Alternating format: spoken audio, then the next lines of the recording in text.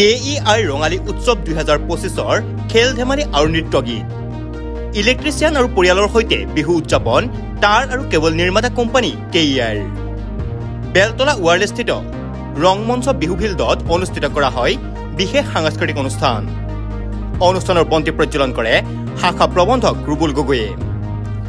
বিভিন্ন খেল যেনে টাগ অফ ৱাৰ টেকেলি ভঙা বস্তা দৌৰ চিত্ৰাংকন প্ৰতিযোগিতা আদি অনুষ্ঠিত কৰা হয় বিহু নৃত্য পৰিৱেশনৰে এক উৎসৱমুখৰ পৰিৱেশে বিৰাজ কৰে উক্ত অঞ্চল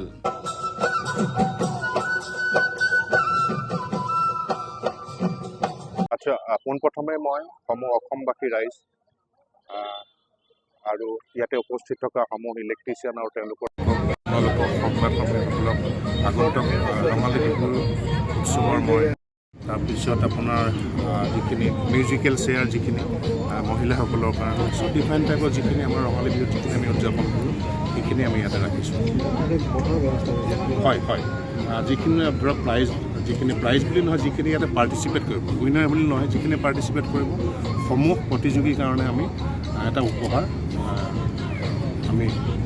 দিব ব্যৱস্থা কৰিছোঁ